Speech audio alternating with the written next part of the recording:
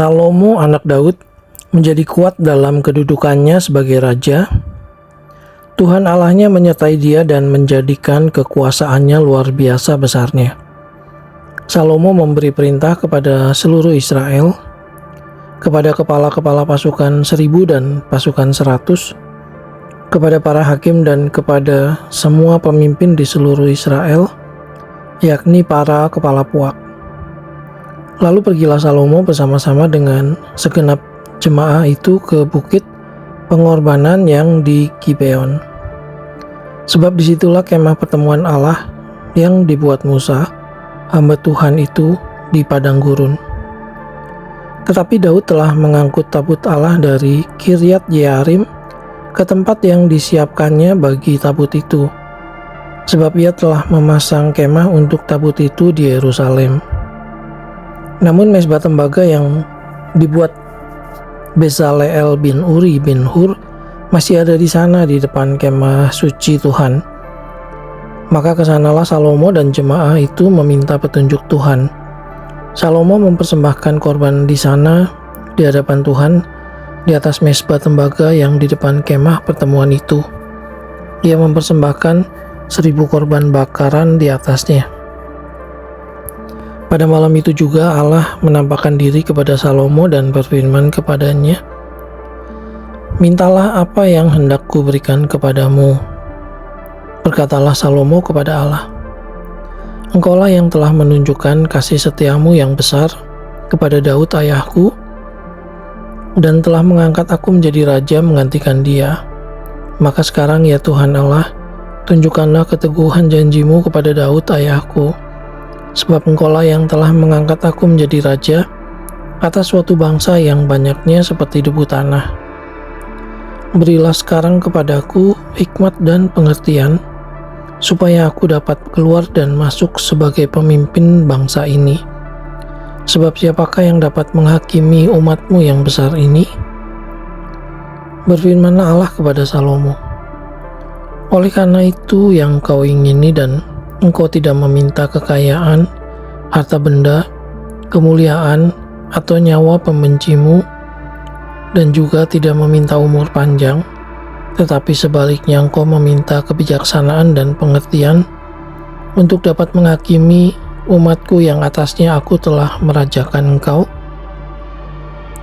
maka kebijaksanaan dan pengertian itu diberikan kepadamu. Selain itu, aku berikan kepadamu kekayaan, harta benda dan kemuliaan, sebagaimana belum pernah ada pada raja-raja sebelum engkau, dan tidak akan ada pada raja-raja sesudah engkau." Lalu pulanglah Salomo dari bukit pengorbanan yang di Gibeon itu, dari depan kemah pertemuan ke Yerusalem, dan ia memerintah atas Israel.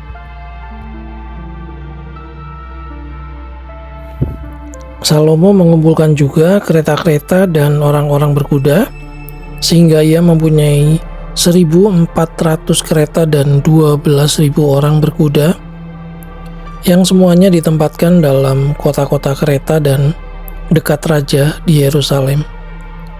Raja membuat banyaknya emas dan perak di Yerusalem, sama seperti batu, dan banyaknya pohon kayu ara sama seperti pohon ara yang tumbuh di daerah bukit. Kuda untuk Salomo didatangkan dari Misraim dan dari Kewe. Saudagar-saudagar raja membelinya dari Kewe dengan harga pasar. Sebuah kereta yang didatangkan dari Misraim berharga sampai 600 shikal perak, dan seekor kuda sampai 150 shikal. Dan begitu juga melalui mereka dikeluarkan semuanya itu kepada semua raja orang Het dan kepada raja-raja Aram.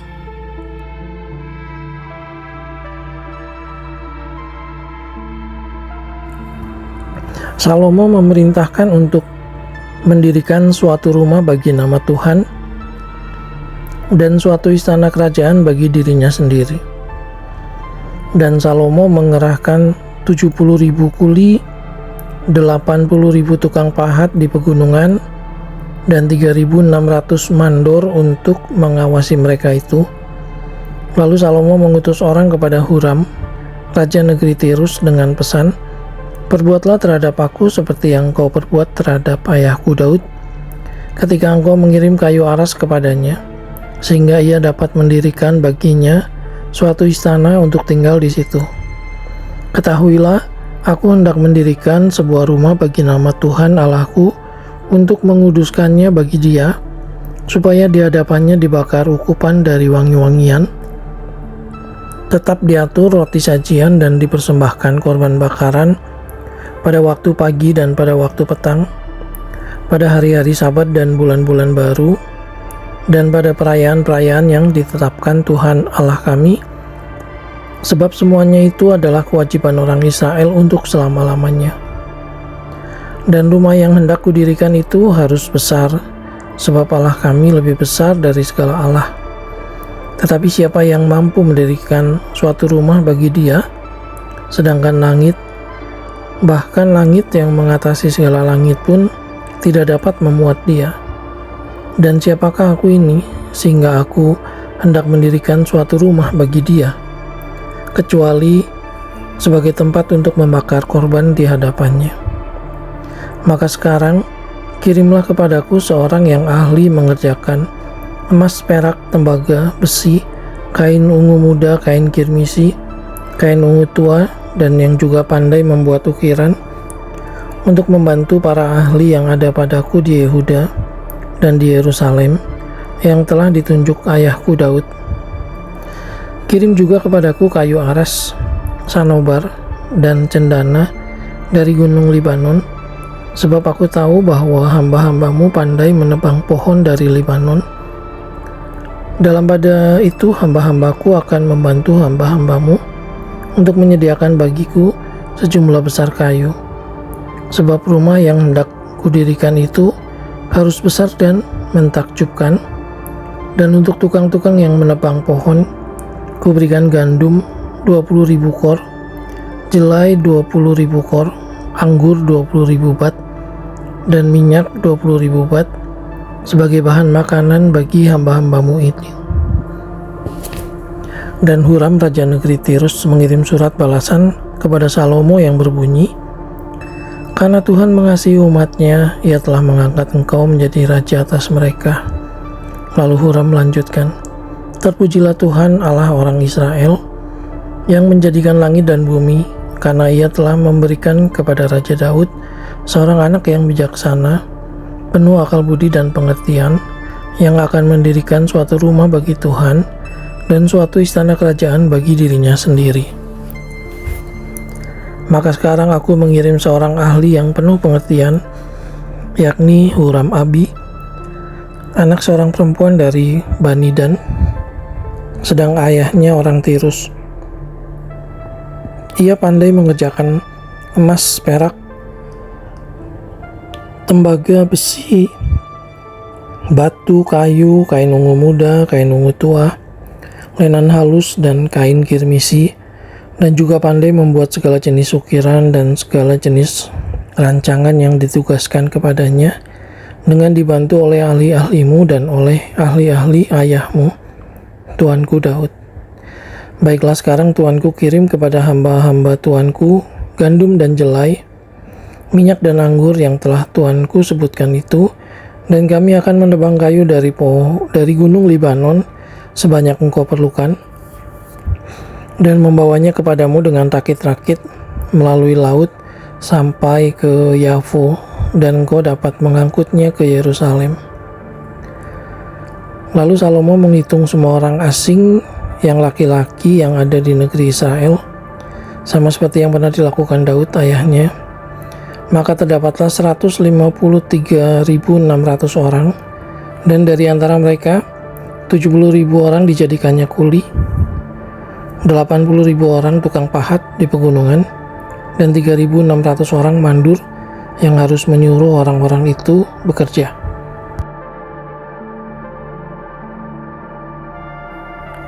Salomo mulai mendirikan rumah Tuhan di Yerusalem, di Gunung Moria, di mana Tuhan menampakkan diri kepada Daud, ayahnya, di tempat yang ditetapkan Daud, yakni di tempat pengirikan Ornan orang Yebus itu.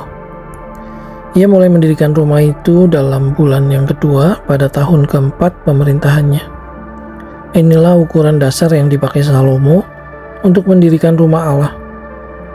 Panjangnya 60 hasta menurut ukuran hasta yang lama dan lebarnya 20 hasta.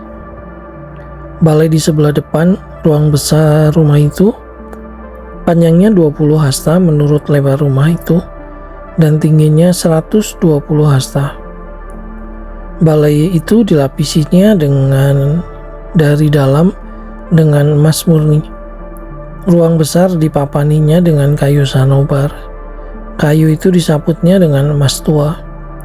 Kemudian dipasangnya pohon korma dengan untayan rantai di atasnya. Ruang itu dilapisinya juga dengan batu permata yang mahal-mahal sebagai perhiasan, sedang emasnya emas parwaim. Demikianlah ruang itu, balok-baloknya, ambang-ambangnya, dinding-dindingnya dan pintu-pintunya disaputnya dengan emas, dan pada dinding-dindingnya diukirkannya kerup. Kemudian ia membuat ruang maha kudus, panjangnya 20 hasta menurut lebar rumah itu dan lebarnya 20 hasta juga. Lalu ia menyaputnya dengan emas tua seberat 600 talenta, berat paku-paku 50 shikal emas. Juga kamar-kamar atas disaputnya dengan emas. Ia membuat 2 kerup berupa pahatan di ruang maha kudus dan melapisinya dengan emas. Sayap kerup-kerup itu seluruhnya 20 hasta panjangnya. Sayap yang sebelah kerup yang 5 hasta panjangnya dan menyentuh dinding ruang. Sedang sayap yang sebelah lagi juga 5 hasta panjangnya dan menyentuh sayap kerup yang lain. Begitu pula sayap kerup yang lain itu 5 hasta panjangnya dan menyentuh dinding ruang. Sedang sayapnya yang sebelah lagi juga 5 hasta panjangnya dan bersentuhan dengan sayap kerup yang pertama. Jadi sayap kedua kerup itu membentang sepanjang 20 hasta, sedang kedua kerup itu berdiri di atas kakinya dan menghadap ruang besar. Kemudian ia membuat tabirnya dari kain ungu tua, kain ungu muda, kain kirmisi dan lenan halus, dan menggambarkan kerubim padanya.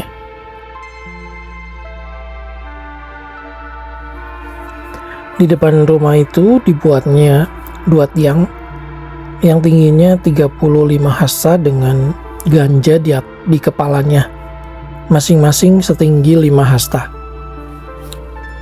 Lalu dibuatnya untaian rantai yang dipasangnya sebagai kalung di atas kepala tiang-tiang itu, dan dibuatnya 100 buah delima yang dipasangnya pada untaian rantai itu. Tiang-tiang itu didirikannya di depan bait suci, yang satu di sebelah kanan dan yang lain di sebelah kiri. Tiang kanan dinamainya Yakin dan tiang kiri Boas. Lalu ia membuat mesbah tembaga yang 20 hasta panjangnya dan 20 hasta lebarnya dan 10 hasta tingginya. Kemudian dibuatnyalah laut tuangan yang 10 hasta dari tepi ke tepi, bundar keliling 5 hasta tingginya, dan yang dapat dililit berkeliling oleh tali yang 30 hasta panjangnya. Di sebelah bawah tepinya ada gambar lembu-lembu yang mengelilinginya, sama sekali 10 dalam sehasta merangkum laut itu berkeliling. Lembu itu 2 jajar, dituang setuangan dengan bejana itu. Laut itu menumpang di atas 12 lembu, 3 menghadap ke utara dan 3 menghadap ke barat, 3 menghadap ke selatan dan 3 menghadap ke timur.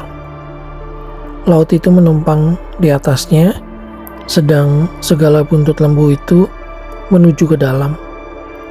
Tebal laut itu setapak tangan dan tepinya serupa tepi piala, seperti bunga bakung yang berkembang. Laut itu dapat memuat 3.000 bat air.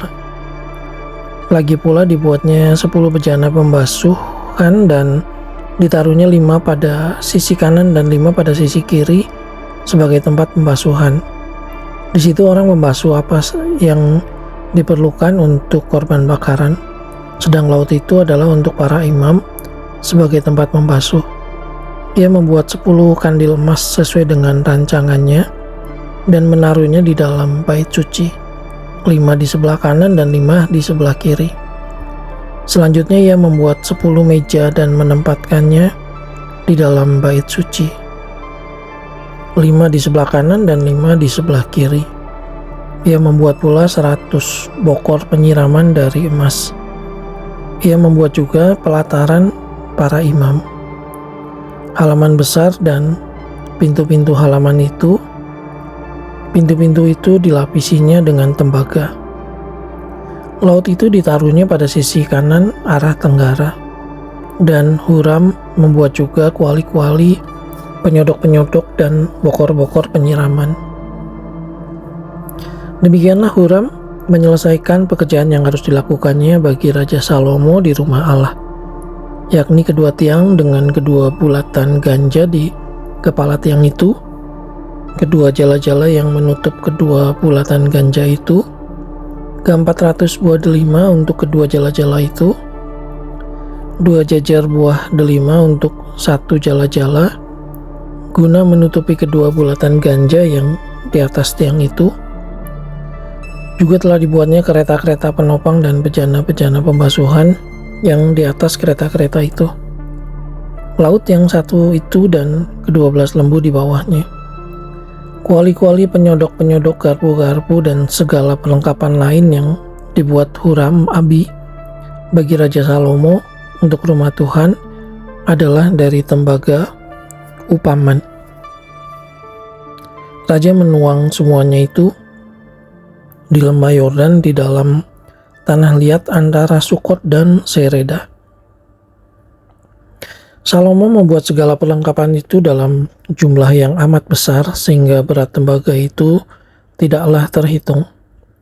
Salomo membuat juga segala perlengkapan yang ada di rumah Allah, yakni mesbah dan meja-meja tempat menaruh roti sajian. Lagi pula kandil-kandil dari emas murni dengan pelita-pelitanya untuk dinyalakan di depan ruang belakang sesuai dengan peraturan. Kembang-kembangnya, pelita-pelitanya, dan sepit-sepitnya dari emas, semuanya dari emas murni.